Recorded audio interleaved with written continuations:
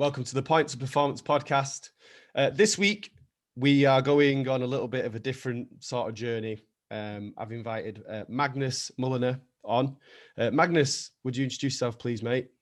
Certainly. Well, thank you for the invite. I know it was just the other day through a friend of a friend.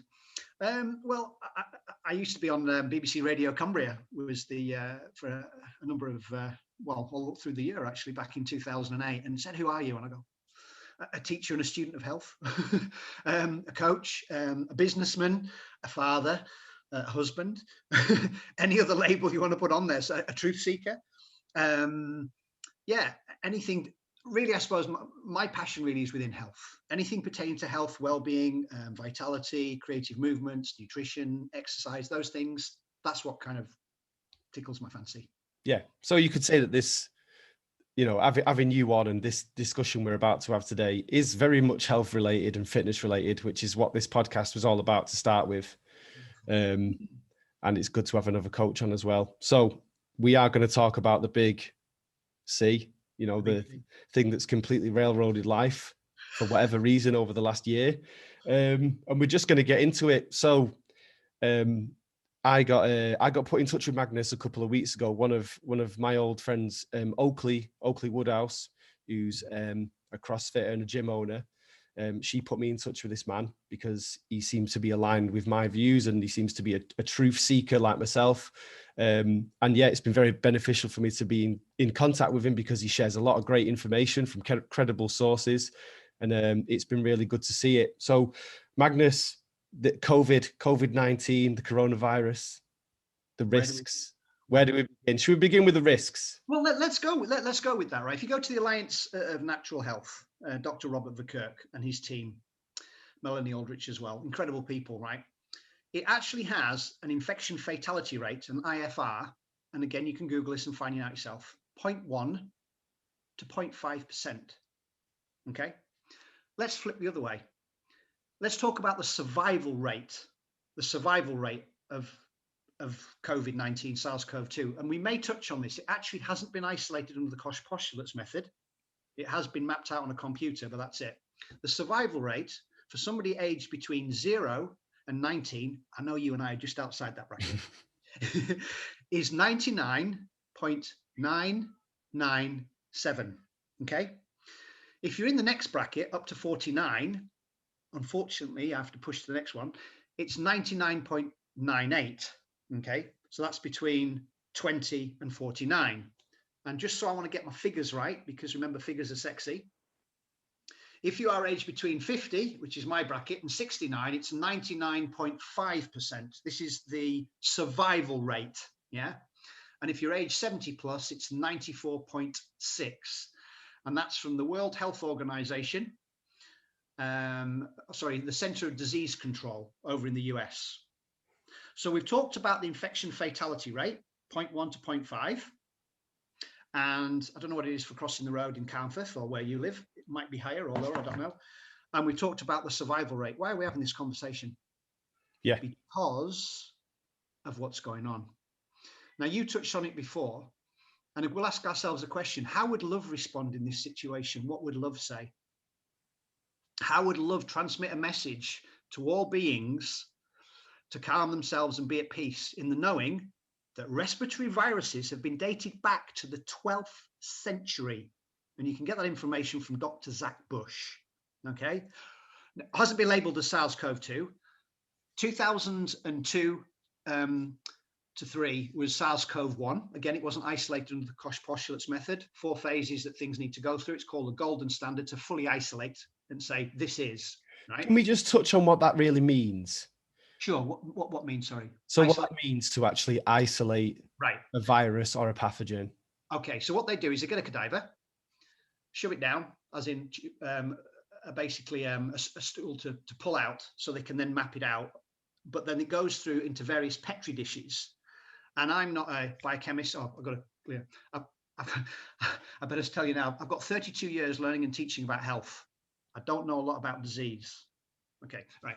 So basically they get a cadaver, push it down, pull it out, and then they literally put it into various Petri dishes and it goes through various phases. So they can actually then fully isolate, in this case, a respiratory virus.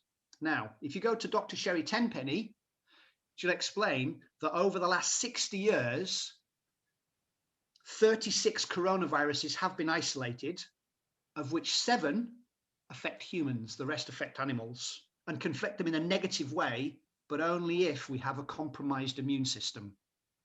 So if people would like to Google Koch postulates, you can get more information about it, the 4 phases and what it goes through. But that's known as the golden standard to actually isolate, in this case, a respiratory virus. Yeah, and SARS-CoV-2. So SARS-CoV-2, yeah, or COVID-19, because obviously it was identified over in Wuhan, over in China in 2019.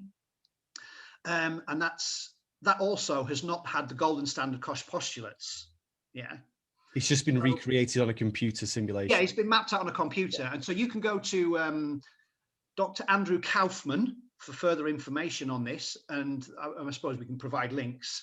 Yeah. And he goes into detail about that. And he's always said this, it has not been isolated. So when people talk about SARS-CoV-2 or SARS-CoV-1, 2002-3, or COVID-19, what are we talking about? Oh, and I don't want to put a spanner in the works, but you're going to love this. Do you know how many respiratory viruses there are in the air that we're breathing right now? 10 to the 31 zeros. And we have the arrogance that we've isolated SARS-CoV-2. 10 to the 31 zeros. Right. That's how many. I'm just going to write that down to see what it looks like. Right. I've not left myself enough room on the page. 1 second. Honestly, Tom, and the thing is, you will find that also in the soils. Now, often I had a joke sometimes when I say if you ask a conscious male. I'm going to show this, by the way. Okay. That's so many viruses. But if you ask any conscious man, what's the most important 6 inches? Any conscious man will tell you it's our topsoil. Yeah. In there, assuming that we haven't GMO'd it or NPK'd it or anything else, yeah, the microsomes, the bacteria, the fungi. And the other thing that I don't want to come out with stuff, but over 90% of our body is composed of, wait for it, here's a list, write it down. Parasites, bacteria, fungi, and viruses. So we are them, they are us. And no offense to unconscious people who walk into a shop and start putting the stuff on, the antibacterial, antifungal, antiviral stuff, they are killing themselves. The next wave of diseases is going to be the microbiome. Yeah. It's funny you should say this because my mum picked up a chest infection the other week. Right. And she was like, or some sort of a viral infection or something. She was like, Tom, I don't know what's happened. I've not been anywhere. I've barely left the house all year. I'm like, Mum, it's in you. It's in you. We are them, they are us. Yeah. So really, we kind of done the information, the information download that we can provide here. I always ask people to ask, don't buy into any of my BS, which means my belief system. What I'd like you to do is to do your own due diligence and find out if anything that I've shared, makes sense to you. Yeah. I mean, to do with the isolations, to do with the actual number of coronaviruses that we have isolated over the last 60 years, which I said is 36, of which 7 affect humans. But they only affect us negatively if we have a compromised immune system. So why hasn't the COUP, UK government, which, as far as I'm concerned, it has been taken over. Why have they not reminded us to take radical responsibility and look after this? Yeah. And if they were interested, they'd be telling you to build back better your immune system. Hey, we're all in this together, Tom. Yes. Unity. Mimetic programming for people. Turn your televisions off, please. Just legally, we gave up on a BBC license back in March. I wrote to the BBC because when it first came out and everything, I was right on it. And I sent them an article backed up by PubMed. And I said, can you talk about virus interference? They wrote back to me, said, you've written to the wrong department. It was a complaints department because obviously the staff in the room were listening to this BS being, I call it the bias propaganda from the BBC. And I just couldn't believe it. I said, well, we need to flip the other way. So when they told me then that I'd written to the wrong department, I wrote back. I said, that's okay. We no longer have a BBC license. That's how powerful I can vote. I can vote where I put these, where I put these, where I put this, where I put this, and where I put my feet. Those are powerful. And we're going to get to this, because this is the what can I do sort of section of the conversation, isn't it? It is, yeah. And it's really, really important. I'd say it's the most important part of what we're going to talk about today. But we've identified, just through logic, looking at numbers, the risks are incredibly, incredibly low. And that's also using the CDC's data. Yeah. And I'm sure that you've heard examples of this all year, of the deaths from any cause 28 days following a positive test. You know, I know people with vascular dementia, diabetes, obviously there's a load of them, who've died from these things with COVID. A lad fell down a ladder, died with COVID. There's loads of these, and also the flu's disappeared. Yeah, the flu's disappeared. Doesn't exist. Yeah, no. But all these have been put to COVID. So those figures, even though they're incredibly low, they're still wrong. Well, Disraeli said, oh, was it Disraeli? Maybe it was Mark Twain. There's lies, damn lies, and statistics. Yeah. I mean, initially they were focusing on deaths. Remember, there's a lot of deaths, and the light was shining. Yeah. And I don't mind sharing this. Part of the presentation that I do with a beautiful man called Graham, it's called Your Transformation, Your Life, Your Journey. And it's a 7-week course that we invite basically doctors don't invite, they're not our patients, they refer them onto the course. We have about 50 or so in the room. And we get to remind them that which they've forgotten to do with their health. But the thing coming onto this, as it's just fresh in my mind, I tell you this, there's 3 things that we know that SARS-CoV-2, coronaviruses, let's call it COVID-19, that it does to people. The first thing it does is it removes their gustatory, removes their taste. The next thing it does is it removes their olfactory, the smell. And the third thing it does is it removes their common sense. We're being serious. I'm being deadly serious. Yeah. Those are facts. Yeah. Taste, smell, and common sense gone. Do you think that's a combination of fear and then it's almost like peer pressure to align with the views of the television or the government or whatever Boris is saying? Yeah, like I had a conversation with one of my clients, and she'll hate that I'm going to bring this up. I won't name her. But we were talking about this. We were on Zoom at the time, and she was sweating in the garage, and we stopped for a minute and we said, Abby, the sky is blue, but you're with 100 people and they're all screaming at you that it's red. Mm. What color's the sky? And she say, it's red. It's red.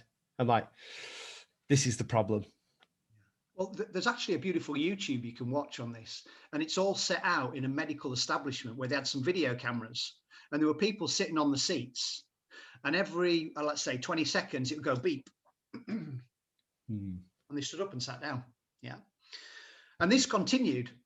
And then so obviously they were actors, but as the time went on, more people came in, and they're like, initially there was a little bit of resistance. Everyone did that, and everyone fell into line. Insane. That's how mimetically programmed, easily, within not even minutes, people were. Because, let's be honest, Tom, you and I want to fit into this tribe. We want to fit into this environment. If we don't, we could be exiled. And if we're exiled, we could die. So it's normal human nature to connect. Yeah. But they've addressed this by the oxymoron social distancing. Why? I've just told you, they are us, that we are them. The viruses, I don't want to miss any of them. I want to catch SARS-CoV, whatever number you want to come up with, COVID 2021. I want all of them and more, because they upregulate our genes.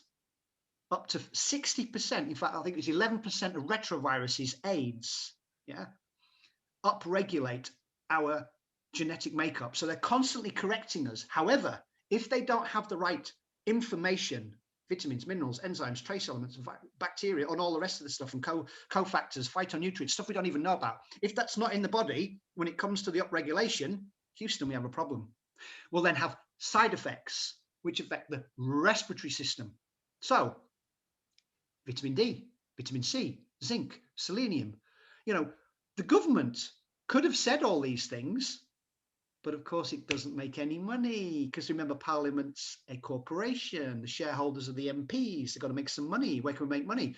And I wrote to the MHRA, to Dr. June Rain, back in January, and I was literally given the figures and facts and everything, saying there's conflicts of interest going on here about the Bill and Melinda Gates Foundation. Lo and behold, they've donated, wait for it, and I got this in writing, over $3 million have been donated to the MHRA.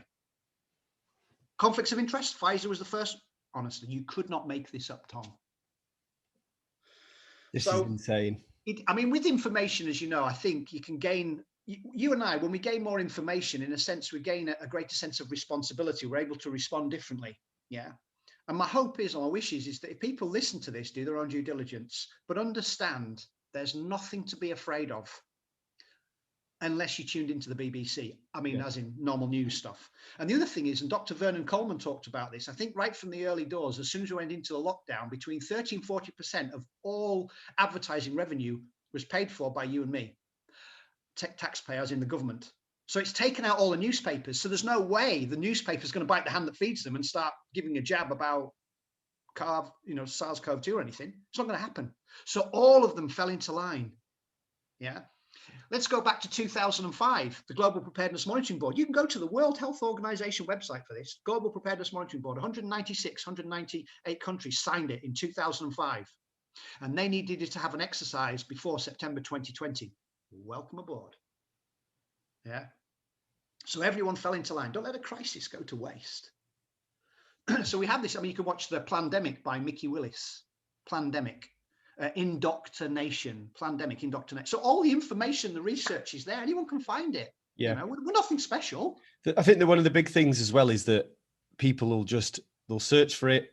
It'll be fact checked. It'll be discredited by someone with a following, who's obviously been paid, suggested to do that, and it's like, right, that doesn't mean anything anymore, and they just completely discredit it because Forbes have fact checked it.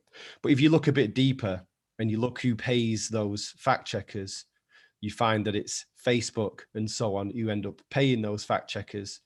So it's, and the Bill and Melinda Gates Foundation, funnily enough, also fund the fact checkers. And this isn't conspiracy tinfoil hat. This is like information that's on Google. When you see a fact checker and it says help, support, keep clicking those links, and eventually you'll find out who pays them. So we've gone through the risks. Yeah. I think one thing we needed to point out, and we mentioned this before, is that this has been completely forgotten. And I definitely was told this by Mr. Castledine in Year 9 Science. But if you get an illness, if you get a virus, recover from it, you've got an immunity to it. You gain it. Like you said, you level up. You take it on into your own body, and you've got some sort of immunity to it for however long, where it might be decades. Well, you touched on it. I mean, let's go back. We used to have measles and mumps parties, did we not? Yeah. Right. Dave's got chicken pox. Go around his house and play Scale Electric. Exactly. And so we know there's a thing called innate immunity. And we touched on Dr. Michael Yeadon, and he incredible guy. I mean, he was vice president of Pfizer. Yeah. Former vice president of Pfizer. You've got to listen to somebody who knows what they're talking about. And yeah, so my understanding again is that when you've had a given flu or a given virus or whatever you want to label it as, then the body has that intrinsic innate ability to ensure that you are then protected for life. Now, when we introduced, and you can read a great book by Dr. Suzanne Humphreys, and there's another gentleman whose name I didn't learn who co-authored it with her, and it's called Dissolving Illusions. Dissolving Illusions, and a lot of it is about England and about when we started clearing up our act. We started stop sleeping in our feces, we started drinking clean water, and so on. But it also explains when the vaccines came in, the given dates, and obviously when the diseases started going out, as in the infectious diseases, they don't actually marry up. So Big Pharma will tell you, well, hey, we're wonderful because we brought the polio vaccine out or whatever. And then when you look and you see, we actually started to die off before the vaccines came in. Yeah. Yeah. So again, check this out. So honestly, it blows my mind. I could have a discussion with anyone And I'm happy to, if we're going to sit down as adults and heart to heart and just bounce some ideas off, because I don't know everything. In fact, that's why I keep learning, because as soon as you say you can't grow. So I'm constantly wanting to fill my mind with more information. I tune into that which will serve me for the greater good, myself, my family, and the community, and so on. I tune in. The late Jim Rowan said, you're the average of 5 people you spend time with. So who are you hanging out with? People that bring you down, that are bitching about Boris or something? Don't bother. Yeah. Boris, by the way, I don't mind sharing, he's a very intelligent man. Very intelligent man. Alexander de Pfeffel. He's a very intelligent man, very cunning man. He's very intelligent. However, there's so much stuff on him, they're actually controlling him and telling him what to do. But he's a very intelligent man. Yeah. We're not talking about, we're literally looking at right across the board what's been done. And let's fast track to where it is. It's called genocide. Far more people are dying through the tiers systems, the lockdown systems, the oxymoron social distancing, the antiviral, antibacterial. Businesses being closed. No, people not earning money. Like, this is a huge part of it. Suicides are up. Depression's doubled. And this was months ago. But nobody's talking about that. We're talking about SARS-CoV-2, aren't we? Yeah. And it's crazy. It's crazy because anyone dying is sad. It's that, especially before the time as well. And I think this is important as well. And again, it's another fact, statistical fact. The average age of death with COVID is 83 for males, 85 or 84 for females.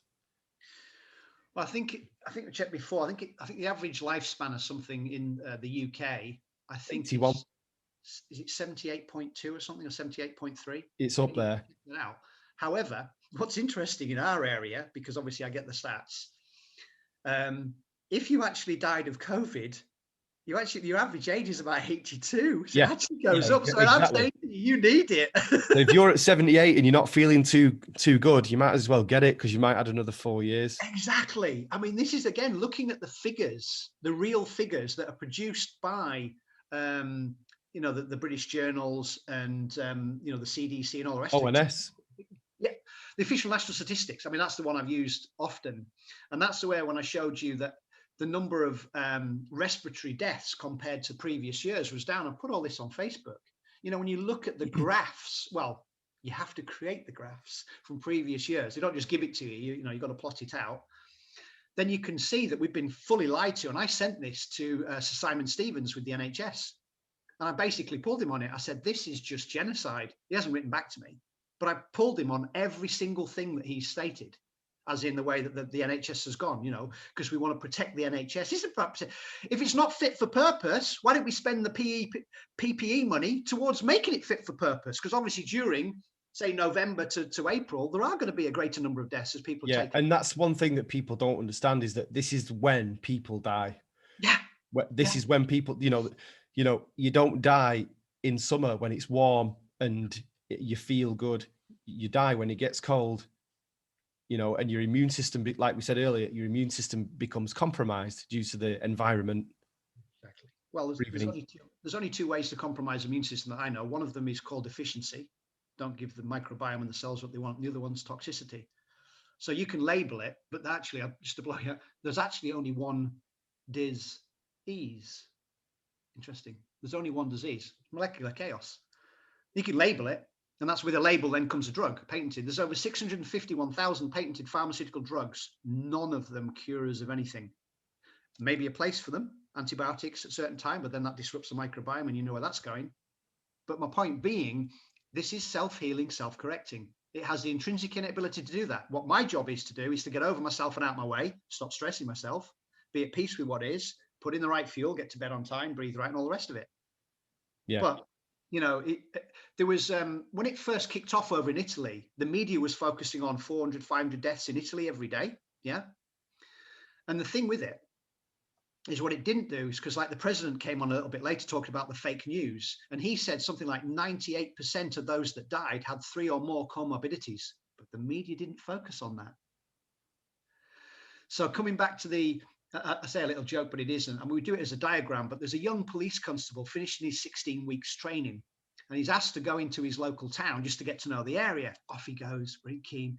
And all of a sudden he sees this gorgeous, beautiful woman on her hands and knees, frantically looking underneath this lamp. And he's like, what are you doing? She said, I've lost my keys. All right, okay. So half an hour goes by. I said, look, we haven't found them. What is it? It's a golden one. Oh, so he buys into her dream. He buys into it, yeah. Down on his hands and knees. Half an hour later, he says, look, love, I've looked. You've looked. We've been here frantically looking. Where do you think you lost it? She said, oh, I lost it over there in the bush. He went, whoa. If you've lost your golden key over there in the bush, why the hell are we wasting our time looking for it here? She said, it's simple. The light's the brightest here. That's what the media's done. Constantly telling you, you follow my finger. This is where we are. Yeah, here. But we should be over here. And so people have been so distracted and lied to, they don't even know it. Well, there are a fair few distractions going around at the minute. There's it's like a soap opera. There's one a week. Yeah, Black Lives Matters and all the rest of it. And absolutely, and I'm not here to diss any of them, but as you and I have said at the start, how would love respond? What would love say? How would, that can fix all of everything, Yeah. Well, we said this because we were talking about how we were talking about the vaccine, and we were talking about, I've had a conversation with people, and my question is, the vaccine doesn't stop you giving it to anybody if you've got it. So what's the point if you're a healthy individual? If you're under, basically, like looking at the statistics, if you're under 75 or whatever it was, and they say, well, I worry about people, or I'm worried that you're going to get sick, so I want you to take it. And that could come from a place of care. Yeah, absolutely. It's because we trust the white coat. I mean, it's technocracy or whatever it's called. There's medical mandates and all the rest of it. It's like we have created this. It's not about pointing fingers at Hancock and all the rest of him. It's the people, the 99% that have created this genocide and that have fallen into line and done exactly what we were told docilely. Yeah. The word docile means willing to obey. We've all been docile. We've all willing, putting the nappies on, doing your oxymoron and all the rest of it. For what? Over something that's been dated back to the 12th century. That has no more of a death, murder, kill rate. That's the thing, though. These conversations are so difficult to have with people because they clam up because it questions the authority. It questions the white coat. And it's like, oh, I can't say that because I'm going to upset someone. Like I've had chats with guys in the gym, and I'm like, mate, why are you wearing a mask? The ones I'm really comfortable with. Why are you wearing a mask? It's like, I know it's stupid and I know that it doesn't do anything, but I just do it to make people feel better. And again, that comes from a place of care. But I care. I love everyone at my gym and I care about everyone as well. However, mine comes from a place of love, but mine also comes from a place of, I don't care if I hurt your feelings, because ultimately what I'm trying to tell you will reduce everybody's fear dramatically when they realize that this is nothing to be afraid of. Hoax, the whole thing. Carrying on covering your face with your undies is only going to increase the fear and carry on reminding everybody that this is a thing. If we all took the masks off in Tesco, you wouldn't know anything was going on. You wouldn't. You're quite right. And it's interesting to see how many people have acquiesced to poor science, the SAGE team that was never elected, the Valence, the Whitties. There is other things going on. I think it's Michael Obanisian, who's got a 1,200 page report that's going through to take down the likes of Ferguson. I mean, he said 500,000 people would die in the UK. Yeah. And that's where all this came from. It was this report, it was this computer simulation that shut the country down. It shut your business down. It stopped you from seeing all your loved ones. Like I've got family members whose relatives and loved ones haven't been able to say goodbye to their partners after 50 years of marriage, dying in hospital. One of my friends' fathers is in hospital. He's got zero eyesight, near enough. He's had strokes. He's got heart condition, and he's not seeing him. He's physically not seeing his dad. His dad's in his 70s. It's criminal.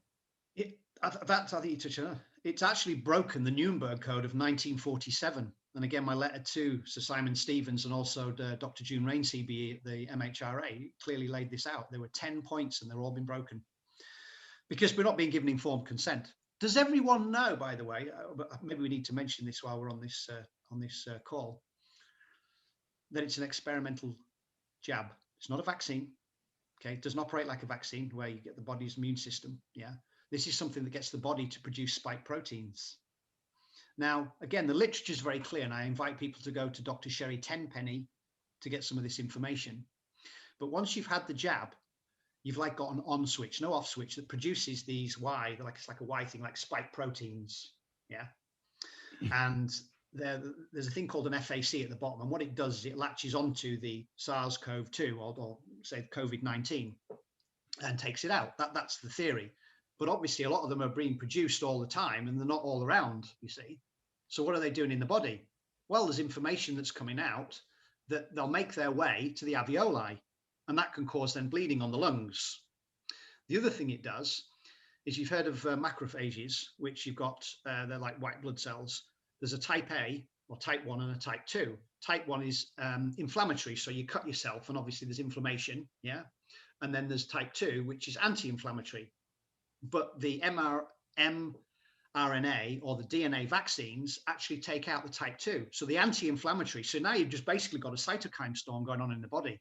And she reckons within the next, say, 18 months or less, the people that have had the vaccine, aside from the shedding of other things that goes on, are literally going to be taken out, because the body's just going to be overwhelmed. It's like you're shooting your army, your navy, your air force, all these things that go on internally in your body to keep you healthy and everything else are being taken out by the vaccine, because so basically you've got all your inflammatory cells and you don't have any anti-inflammatory in you.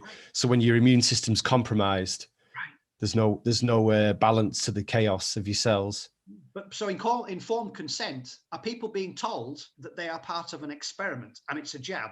It's called gene therapy. It's not a vaccine. Yeah, that's the thing. So usual vaccine technology, it incorporates a dead pathogen of the virus. Yeah, if you look at measles, mumps, and rubella, it's an attenuated form that's put in with other toxic chemicals to stimulate the body when it goes in. 1797. Edward Jenner, he was seen as the grandfather of vaccinations. Now, they didn't have needles in those days. They used what's called a pustule, so they kind of cut. And you can look into James Phillips, who was the guy that did the experiment, the kid that did the experiment on, and Sarah Nelms, who was the milkmaid, because he was a very smart guy, was Edward Jenner, very smart doctor. He was observant and noticed that milkmaids were immune to smallpox. Why? Because they're working with cowpox. But the thing is, there's like the dermis has 3 layers. Yeah. You've got the mucosal barrier from that hole to the anus hole, yeah, which isn't as thick, obviously, but to go through into the circulatory system with something which is foreign and then get the body to do what you want it to do, how's that working for us? I'm not anti anything. I'm just not pro stupidity. And I see what's going on, and people are not even asking questions. What's in the vaccine? Yeah. Where's the research? Where's the research, or who's paid for it? How was it done? How long was it done? Yeah. No. And so people, just jabbing my arm. And then, of course, you've got the blood clots from the AZ, the AstraZeneca, the Oxford one. And then you've got the Moderna one as well. And these, of course, now and again, the little jabs from the news media will mention it. But people need to know this. It's called informed consent. Since what happened in the concentration camps in the Second World War, they said this will never, ever happen again. That's why we had the Nuremberg Code of 1947, and they're breaking every single one of them. Yeah. And they do report a little bit. They report an adverse reaction every now and then to make it look like the media are still reporting adverse reactions, but they're not reporting all of them. No. They're not reporting the severity of them. Like what's happened with the Johnson & Johnson vaccine this last week? Taken out. I mean, they've stopped. I think was it in I put it on Facebook. I think it's Norway and is it the Netherlands? They've said that they won't accept the AZ, the Oxford AstraZeneca one. But the thing is, the research when it was done on the 42,000 was never done on people with elderly. Yeah, it was done up to 50s, wasn't it? Up to 50 years old. I'm not sure. I didn't read the report, but I'll have to double check that one. It wasn't tested on the elderly, and that's what they started on. And then 17 countries a few months ago in Europe said, right, we're not using the AZ one because look what it's doing. It's actually killing them. Yeah. But it's okay in the UK though. As long as you're over 30, you can use the AZ if you're over 30. I mean, come on, your stats don't look good if people under 30 are having blood clots. I think that people get confused and they don't understand that people, even though you're from a different continent, you're still a human being. You're still a person. So It doesn't matter whether there's a language difference or whatever. You're still a person. Right. Still going to have a similar effect on your body because we're pretty much almost the same. Well, I'll give you an example then. You and I know, and let's put common sense into this, right?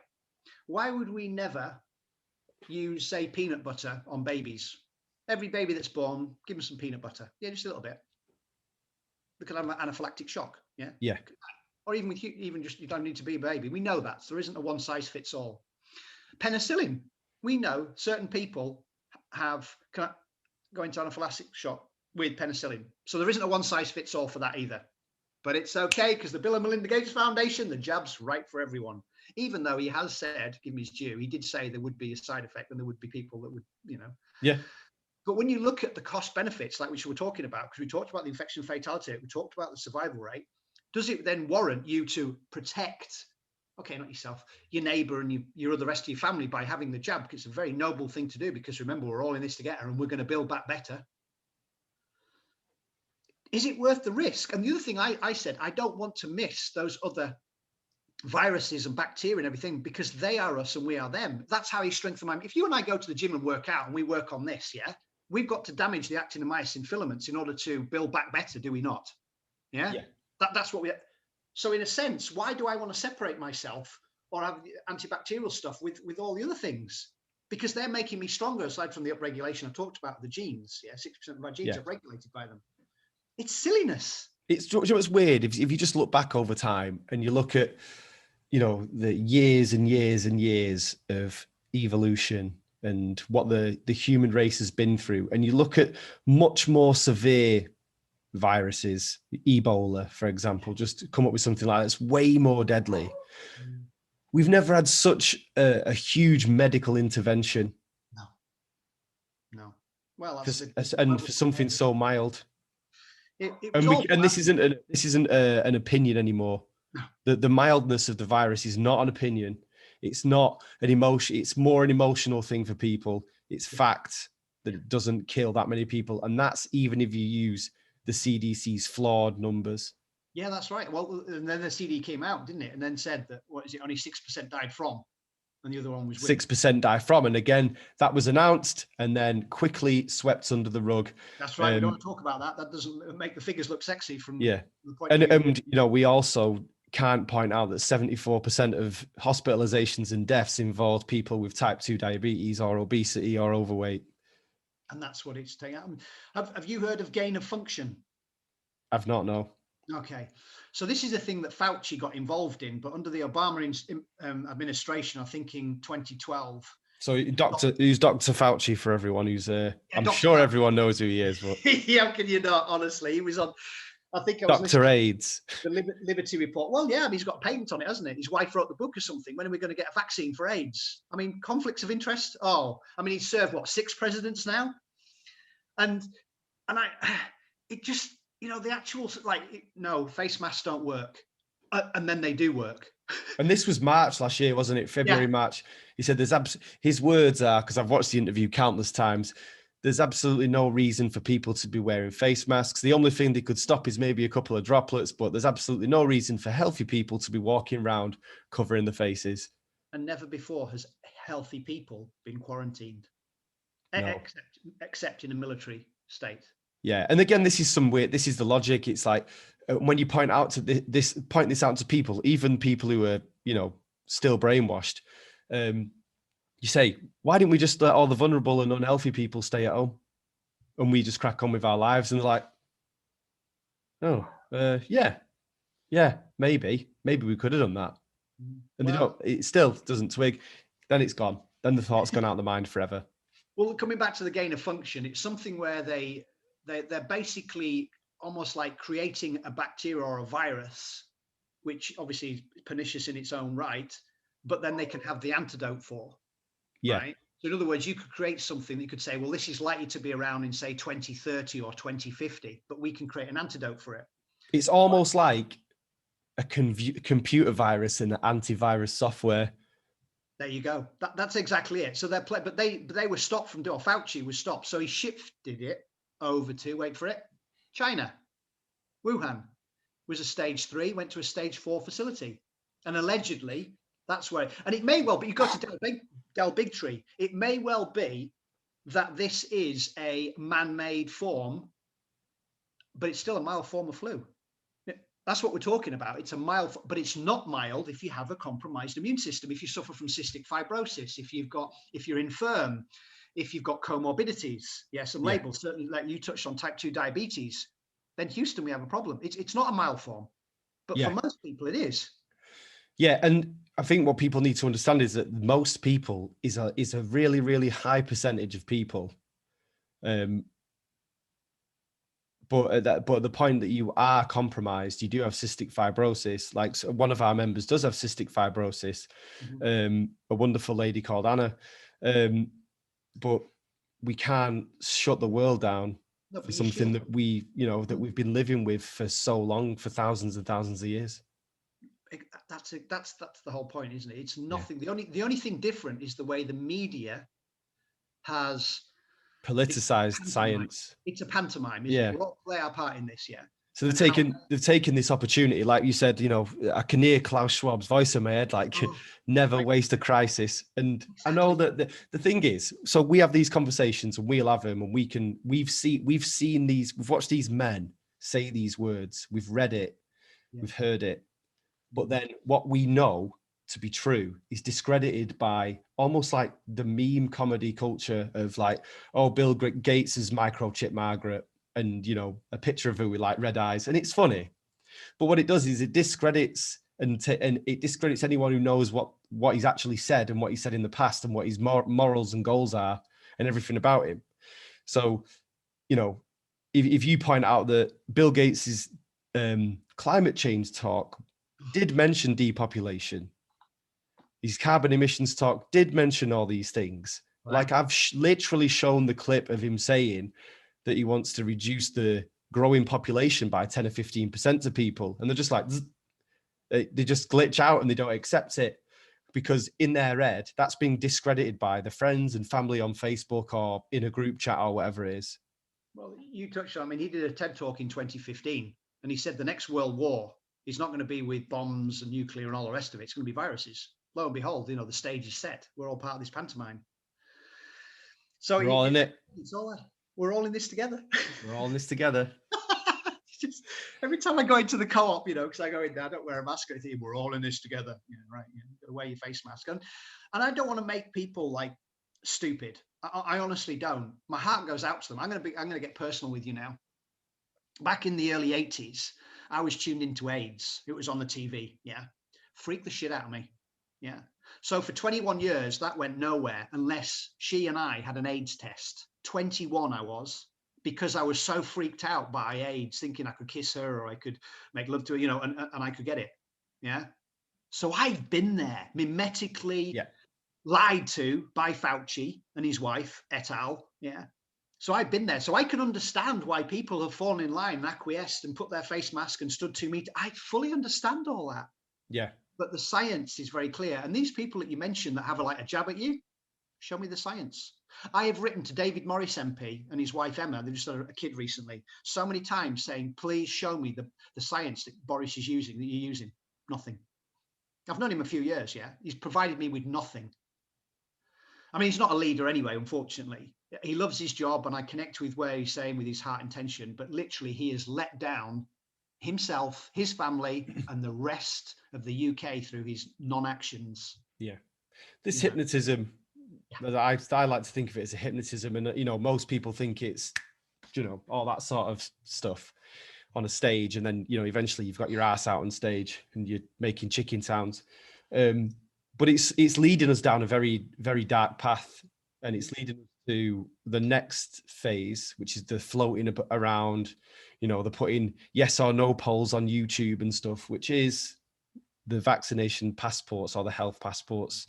Now, this horrified me, and because I'd seen it before. One of my friends works in the NHS in pharmaceuticals, and he sent me a sort of like rough draft of what their health passport would look like for the NHS. And this was back in September. And it terrified me. And they were looking at proposing setups for airports and events where you take a test if you won't have a vaccination passport. But it's going to create, it looks to me like if this goes ahead, when this goes ahead, it's going to create a two-tier society. It's going to create a two-tier system where you're a good citizen or you're not. Yeah. Well, And this is a very, very worrying sort of aspect. And again, I've literally almost outlined an episode of Black Mirror, but if you look at China, this is very much in play already. Well, that's what they're fast tracking, isn't it? They're wanting China to come to the UK or to the Western, culture where everything's like they've got 5G. They're scanning your eyes. They know who you are, where you are. They know how much you spent. They don't use the currency's gone online kind of thing.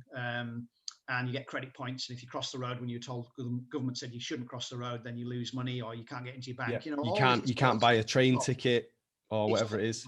Yeah, I mean, and people like me and you, everyone who hangs around with us will be in they'll be in shit state just like us because they're near us. Yeah, well, it's not. I don't think it's going to come to fruition because I think my understanding, and I'm not into law as such. Although one of my postgrads who did touch on a bit of law with recreation management, they can't do that. But I hope you're right. God loves a trier, and obviously the media is there sowing the seeds, But really, it's down to us, me and you, et al. Well, to stop the silliness. That's a great point. And if you look at distraction from 2 weeks ago, it was the European Super League. Oh, right. Okay. So I'm sure you guys know, but the top 6 Premier League teams, or 6 of the top Premier Team leagues, said that they were going to join this European Super League. Big money, immediate qualification to the top comps, whatever it is. Huge money. Fans kicked off big time. Protests outside every ground. There's loads of social media pressure to say no and for them to disband it. And lo and behold, it was disbanded. Again, another distraction. But what was frightening for people, for me, and I'm sure it is for you, Magnus, as well, is that people were way more passionate in way bigger numbers than they are about the freedom and the liberties and the futures of the children. Well, if you tune into the BBC, understandably so. I mean, a case in point, on Saturday, there was over 500,000 people that attended a march in London. Do you know what the BBC said in numbers? Was it 10K? 10,000-ish? Now, you can't even get the figures right in their own country. How could you possibly trust anything that comes from the BBC? Let's be. So I heard 500,000 to 1 million people. Yeah. So let's go in the middle, right? Let's just say we had 750,000 people there. Yeah. That is 1% of this country. Beautiful. 1% of our population. That's 1 in 100. Now that is not. Now imagine if, let's just flip it on its head. Imagine if 1 in 100 people died from COVID. Like that would be, the streets would be piling with bodies. Yeah. So that's just put it that way. That's a significant number of people. And the only reason I didn't go is because I literally found out about it on Thursday. That's the only reason I didn't go, because I didn't know about it. Well, I've attended 5 of them. And I've been to Manchester. Manchester. I've attended 3. I've presented there twice as well. And the thing, they're wonderful events. I mean, I've seen the police being heavy-handed, and I myself got handcuffed and shoved in the back of a police van back in November, and actually made headline news on the Sun. Actually, there was a paparazzi took a picture of me with a cap and all these policemen round, and a friend of mine. And someone to put on the mantelpiece there, mate. Well, they didn't interview me or anything, just my picture. But as I'm outside my tier system, and because my name's not Jason Statham, which is what I said it was initially, it's like you're having a joke. I'm walking at 10:30. I don't know why they didn't believe you. Exactly. Well, I was walking through, at 10:30 through, King's Cross railway station, and then they swarm in. Who are you? Jason Statham. Oh, you lied to me, and that was it. And I'm handcuffed, and I just surrendered to it, went through it. Nothing happened apart from took me to St James's Park and then released me. I mean, it's just silliness. I said to them, it's not a law, it's a mandate. Yeah. And people don't understand that. Like, you'll be walking through Asda or Co-op, like you said, and it's like, it is now law to wear a face covering. No, it isn't. It's not. No. It's not. None of it's law. None of, the fines. None of it. You don't have to do any of it. If you acquiesce and pay it, then you've paid it. Like if you wear one, you're wearing one. You're in it. You're in the hypnosis. The COVID cult. There's so many people in the COVID cult. It's taken out every single religion, from Christianity to Buddhism. Everyone's been taken out by the COVID cult. Insane. And what's like, speaking of cults, religion, like, there's no church. But I tell you what, go to Tesco, and there are a hell of a lot of people there. Yeah, all scared. And so you know that scared people are going to do irrational things and they're going to do as they're told. What do you think people are scared of? Do you think, because I don't think that people are that scared of COVID. I know there are a few. One on my Facebook the other day, I had an argument with a bloke who's 30 years old, in fantastic shape, a good athlete, but he's scared that he's going to die of COVID. But most people aren't.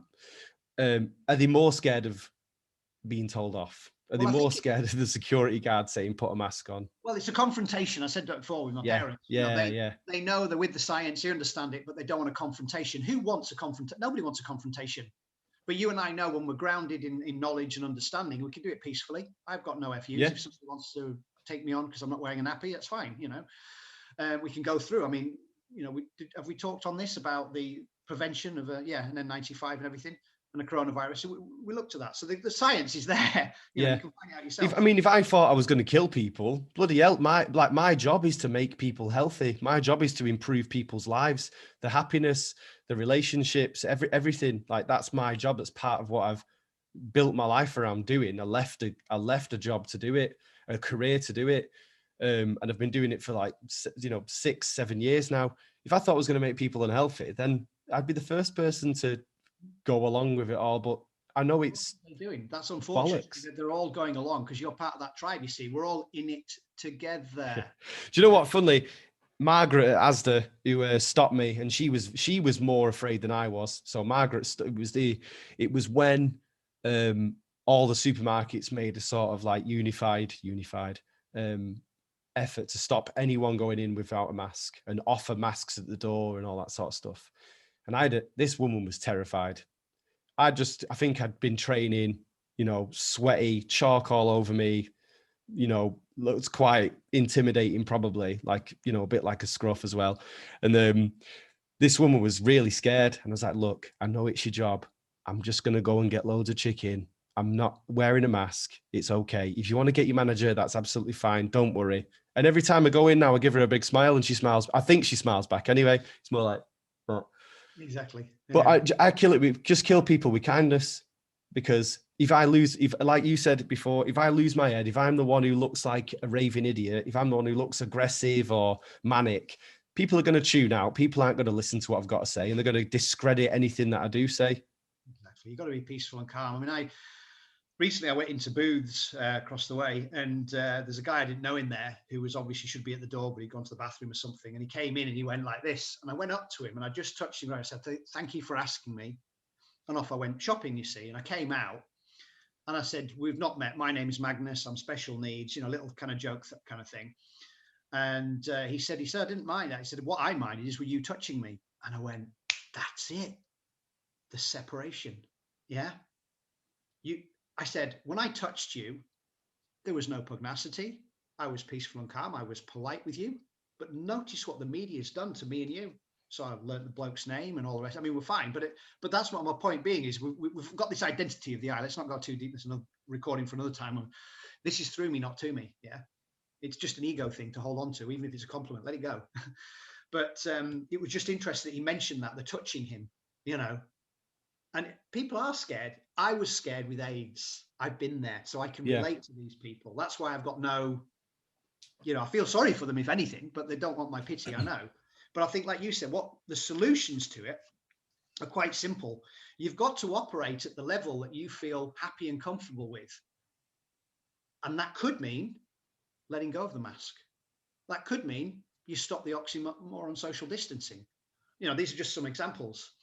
It certainly would mean you need to take, and I don't want to swear on here, radical responsibility for this, for your own well-being. And that could mean you take vitamin C, you take vitamin D and zinc, those three. I mean, if you go to Professor Delora Cahill, she shared so much about this. I mean, again, another one down from God that knows exactly what she's talking about. Yeah. She's also talking about getting in bed with some airplanes so that you won't need to have the stupid passports. And I mean, look at it this way, right? What do we do with cattle? We scare the shit out of them, or sheep. We put them into an area. Yeah. We jab them and then we stick on something to say that we've jabbed them. What's going on for humans right now? If you can't draw that parallel, I truly feel for you. Did I miss something, or did you just turn 2 pages? Did that make sense to you? That's exactly what's going on with people watching the BBC. Another thing you can do, legally, stop paying your BBC license. Yeah. There's many things you can tune into, from the Alliance of Natural Health to Macola.com to Mike Adams, who's... There's so much alternative media out there, and people think it's tinfoil hat or some bloke on YouTube, and it's not. It's not. It's thoughtful people who actually do this, and they're all demonetized. They're mostly deplatformed. You know, they've had to find alternative ways of getting the voice out and the message out there.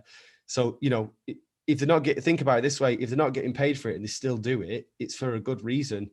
I think that one thing that people have in their head is that they don't believe that people are this horrible. They don't believe that people are this sinister, or that the motives could be sinister, because like, well, I'd never do that.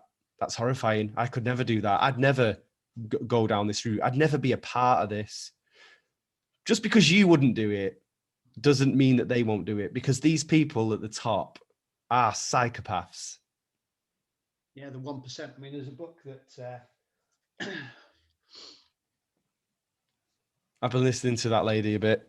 Yeah, incredible. You know, I mean, she's going to make some money on selling a book, but really, I mean, when you listen to somebody, or when I listen to somebody, I connect with their heart, I connect with their being. It's not just what they're saying. Yeah. It's like, does this make sense? This common sense, does this make sense what they're sharing? And when you listen to, I don't know, the likes of, well, look at that time with Hancock when he allegedly tried to cry when the vaccines came out. False. It just, there was no connect. And then you look at the woman, what's her name? Gothenburg. What's her name? Is she Swedish? Oh, I know. Annette, the little kid. The climate. Right? Yeah, Greta I've got a Bergos. degree in geology. I am telling you now, she is absolutely 100% correct. The temperature will go up and the temperature will go down. Her actions are completely wrong. Same with Al Gore and all the rest of them. Yeah. If you look at North and South on the world, it's switched around many, many times. We can tell that by looking at the plates, because all plates move. Yeah. Constructive plate margins. Yeah. The same with the temperatures. It goes up and it goes down. But what they're doing to create another industry, or they have been over the last few decades, calling it global warming. Let's focus on this and then spray aluminium in this. Honestly, stupidity again. Yeah, because it's just taking a snapshot of what's going up and then using that as evidence that all this should happen. Yeah. And then, of course, if you tell people enough time, and what did Schopenhauer says, everything goes through 3 stages. Firstly, it's violently opposed. Secondly, it's ridiculed. And then thirdly, it's accepted as self-evident. Yeah. That's why, hey, by the way, if it's just 2 weeks, we'll flatten the curve in 3 months. How many months has it been now? 13, 14? Hello, wake up, people. Here's the opportunity. Ask questions. Yeah. They've done it, you know, to give them credit, the psychopaths have done an incredible job. They've done an incredible job. Work at home free. What's that? 85% of you hate your lives and your jobs. Cool, don't go. We'll still pay you. Complete Netflix. It's sunny all summer. Beers in the garden. And then all the negative effects start coming, but people are just comfortable at home. So they've done an amazing job. It's, you know, and I hate to say it, but you know, they couldn't have done it any better. They've completely hypnotized the nation. Absolutely. Well, by nature, we are lazy, and I'll own that as well. You know, this is an easier way. Survival, easiest path of least resistance. Exactly. You know, it makes sense. But like you said, the first thing they did was pay the citizens. Yeah, we good? We're paying the citizens. We're doing this. You didn't need to do that. You know, why? How come we have not read one risk-benefit assessment done about the tiers and the lockdown systems to show the risks and benefits? There isn't one. Why hasn't the government produced it? We know why. Yeah. I think that what you touched on earlier, I'd like to bring up again, like what can we do? Right. So if you're there and you've gone along with everything, we're not saying that you're a bad person or anything like that. We're not saying anything like that. And you know, the again, divide and conquer, the term sheep, all that sort of stuff, it's derogatory and it divides us even further. But if you are that person who's gone along with it so far, but you have got like something in you where you're like, this isn't quite right, it doesn't make sense to me, what's being said, you can start to resist. You can do it quietly, you can do it non-violently, you can do it peacefully, and it is taking the mask off. Just try it. Just try it. And if someone asks and you're really uncomfortable, just say, I'm exempt. Well, you could wear a lanyard. I mean, Wear a lanyard. You can make one with a printer. You can make one. And then there's other steps you can take. The next step for me, I would say, which is the most difficult one, is to say, I'm not exempt. I'm just not wearing one. That's the next step, maybe, or a step you can take. And then there's shaking people's hands. There's communicating with people. There's hugging people you've not seen in a while. Like, don't get me wrong. If I came in and there was green stuff coming out my nose and I was coughing and spluttering and I saw my 93-year-old grandma, I will be staying well away. You wouldn't go. You'd self-isolate yourself. 100%. Boris on Hancock to tell you that. But my logic and my common sense and my thoughtful, like, me being thoughtful and caring, I've done that for 34 years of life. I've stayed away, especially working in a gym where we've got 180 members and 7 coaching staff. If I was ill, I've sent dozens of people home. People come in the same color as your wall behind you, and I'm like, get out. And they're like, oh, I'm just going to sweat it out. I'm like, get out, go home, get a water bottle, get a lemon sip, go and chill out and relax. Like, it's just common sense, but we can't stop the world turning because of it. Well, yeah, exactly. Or it's not turning, it's just turning a different way towards the 1%, so they can control for what. Well, that's another interesting point, because I know in the CrossFit business, I know lots of CrossFit gyms that have shut down, they've lost all the members, whatever it is, they've had to liquidate it. That's just our level that I know of. But then equally, Amazon, Tesco, Facebook, Apple, everything, their profits are through the roof. And if you can't see that, it doesn't mean that I'm not saying that this is the everything and this is what everything behind why we had the lockdown and all that, but it's a really, really big side effect. And that's how you vote, you see. You legally stop paying your BBC license. I don't shop on Amazon. That's how you vote, you see. That's how powerful. It's not about necessarily me changing another. They can do that themselves. My invite is to change me and to do it peacefully. So yeah, just stop paying your BBC license and stop shopping on Amazon. Yeah. Just be mindful where you're putting your feet. Be mindful where you're putting your eyes. Be mindful where you put in your ears. They say you've got 2 eyes, 2 ears, and 1 mouth. Use them in that proportion. But I think the other main thing as well is to be mindful about who you hang out with. Yeah. Because what echo chamber you've got, and if they're constantly repeating BBC propaganda, fear, I'm going to kill my grandma, then you're going to just believe that. You're going to speak that language and you're going to live that lifestyle. Exactly. So, I mean, what does it say? The late Jim Rohn said, with the average of 5 people we spend time with. So if you're hanging out with people who are uninspiring or bringing you down or being negative, well, the greatest difference between us and animals, we have choice. We can choose to go this way. We can choose to go that way. An animal just works on instinct. Yeah. Yeah. So we can do that. However, if I'm constantly tuned in to the wrong frequency, a frequency that's not serving me or the greater good, I've got to interrupt my pattern. I've got to stop it. Yeah. Yeah. So find someone, it might be your family and friends. We know quite a few that have chosen to have the jab, and I understand why. Yeah. My heart goes out to them. And, as part of the experiment to see what happens over the next 18 months or so. Yeah. But it doesn't, like you said, it doesn't protect, it doesn't stop transmission. It does come with a lot of side effects, including death, but don't worry, that's just a side effect. I say to people, there's no such thing as a side effect that only affects in life. Imagine if you and I went over the front line, right, and we're shooting the enemy. Yeah. And then somebody, let's call them the Americans, shoots at us. What do they call that? Friendly fire. What's friendly by being shot with somebody who's on the same side as you? It's a socially acceptable term. Yeah, for the news. Yeah, like your hair falling out under chemo, right? Now, you and I know the secondary effects of chemo is cancer. But for people that choose to go down there and get chemo, and I'm not saying not to, but just be mindful, are you given informed consent and all information that with your hair falling out and everything else, you're actually killing your cells. Yeah. And the secondary effects is cancer. But people need to wake up. And I think that's the mass awakening that is occurring. The turnout in London says it all. Brilliant. Really, really, really positive and reassuring to see.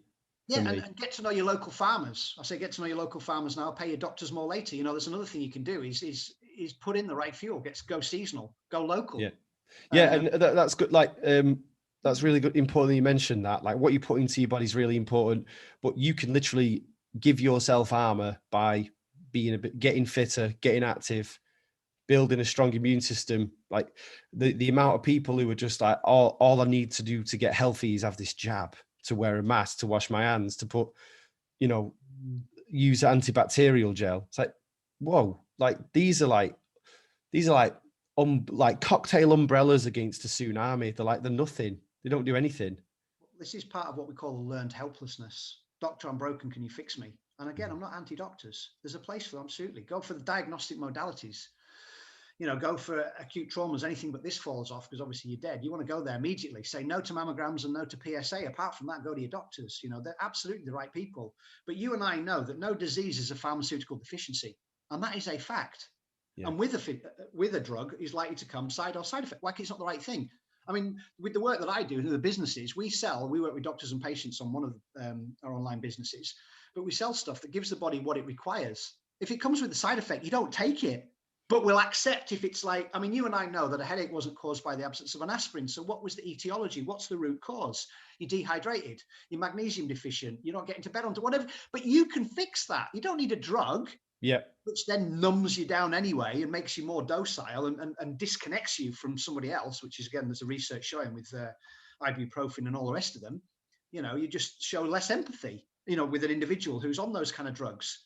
But people, so the learned helplessness, that was my point, is people just need to wake up and realize they have to take radical responsibility for this. Yeah, I think personal responsibility is, it's just ignored. It's absolutely mad. That is one of the most maddening things as a trainer, especially. Take personal responsibility for yourself and your health and those around you. Like, encourage them to do the same. Well, everything starts with you, and hopefully there's no hypocrisy going on here. I deal in health. I always say to somebody, if you want to get healthy, find somebody who deals in health, who is healthy, as opposed to somebody who deals in disease, who lives 10 years less than their patients do. And those are facts. Yeah. So, but there's a difference, and we could maybe do a podcast another time about working in and working out. If I'm working with somebody who's obese or who's type 2 diabetic, the last thing I'm going to do is to work out. I'll get them to work in. They'll be doing some Tai Chi, Qigong type movements or whatever to put energy into the body, the Qi energy, as opposed to out. But as I said, we'll maybe do a podcast another time. But that'd be really interesting. That'd be really good to get your take on that. The actual, we talked about the spike proteins and inflammatory stuff, and I think there is a big awakening occurring, and I think people, they can see through these lies and the deceit and the misinformation from the government and the biased propaganda. Have you seen? Remember Men in Black? Yeah. There's a quote from Tommy Lee Jones in it, and he says, "A person is smart, people are stupid." So I think you're right. People can see it. But then the collective, the echo chamber, the family, the group chat changes it. Yeah. Yeah. Well, it's to be mindful of that, isn't it? With who you spend time with and who, how are you contributing? How could you be of service as opposed to what's in it for me? That's the wrong energy. What's in it for me? Well, I'm not interested. How could I be of service? You know? But I mean, we've obviously connected on Facebook a while ago, and I'm grateful and thank you for reaching out and wanting for me to download some of my information. No, it's been my pleasure. I'm really glad we did this. So thank you very much for listening, guys. Thank you for coming on, Magnus, and I'd definitely love to do this again as soon as. No problem. Thanks for listening, everybody. Take care.